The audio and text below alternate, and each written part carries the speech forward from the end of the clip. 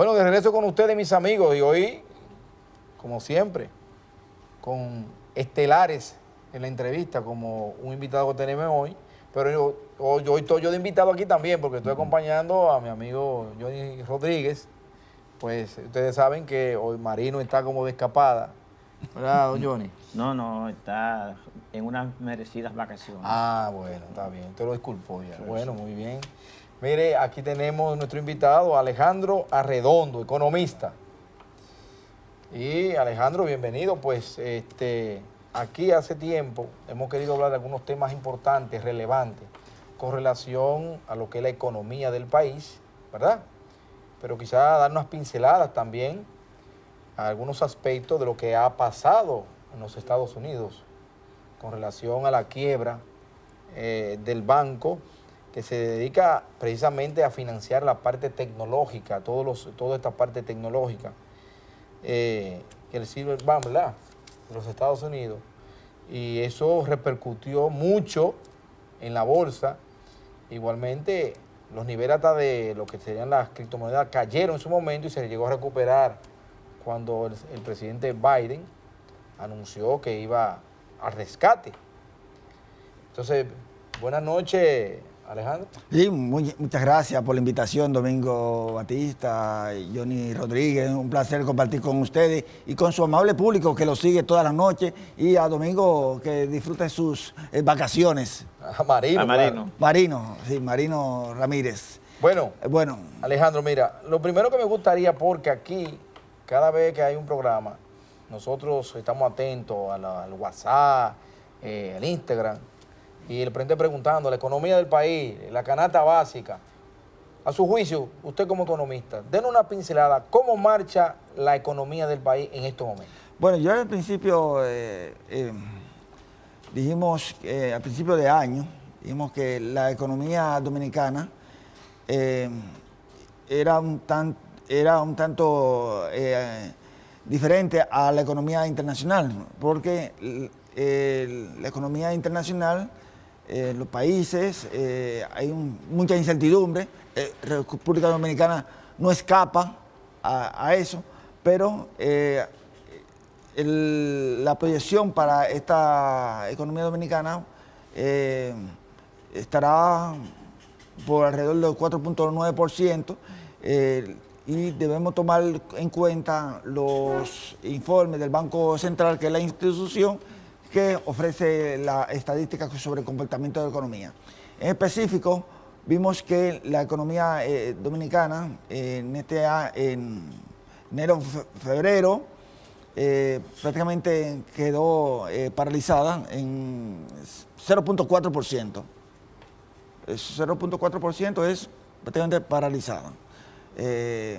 Eso no quiere decir que vamos a estar todo el año en esa situación, pero hay que destacar algunos sectores que son dinamizadores de la economía, como son el sector de la construcción, el sector comercio, en su momento el sector de la minería, que estos tres sectores cayeron en el reciente informe del Banco Central que se dio a publicar la semana pasada. En el caso del sector construcción, que recordemos que en febrero hubo una liberación de recursos de 21.424 millones para dinamizar ese sector. Este sector ha estado muy afectado por la tasa de política monetaria y también por los altos precios de los materiales de construcción.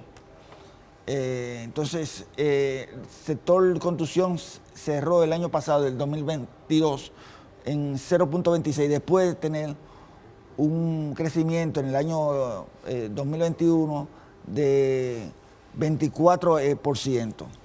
Ahora cae a 11.5%. O sea, se estancó. Bajó. O sea, bajó de 24 a 0.6% en el año 2022, y ahora en estos meses en menos 11.5%.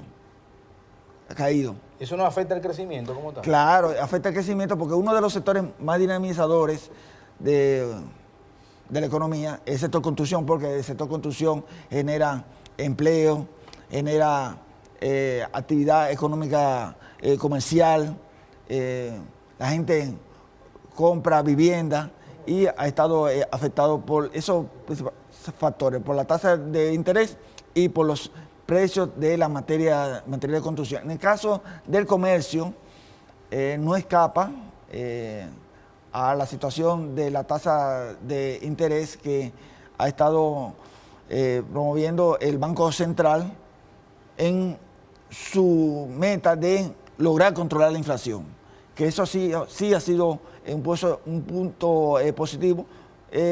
Bueno, dirán, bueno, ¿por qué la tasa de interés aumenta? Bueno, es el mecanismo que tiene el Banco Central, ha utilizado el Banco Central para controlar la inflación. Y vemos que la tasa de inflación ha reducido en términos generales en 6.4%. Cerró el año pasado en 7.8%. Entonces, ¿qué sucede?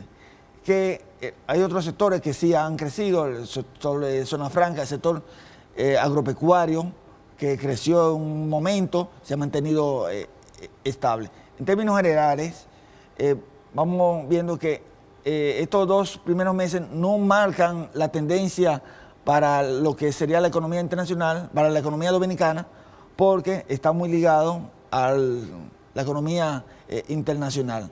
O sea, todavía hay mucha incertidumbre en la economía internacional, el caso de la guerra Rusia-Ucrania, todavía, aunque el barril de petróleo se ha mantenido por debajo de los $80. Pero no baja la gasolina.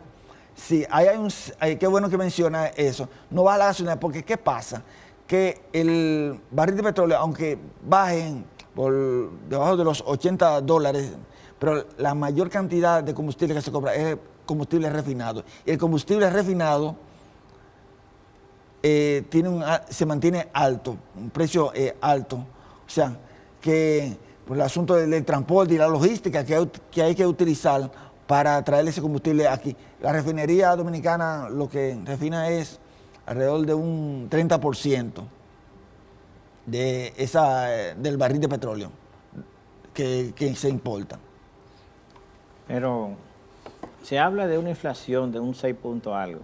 Sin embargo, la variación en los precios es de 100 y 200%.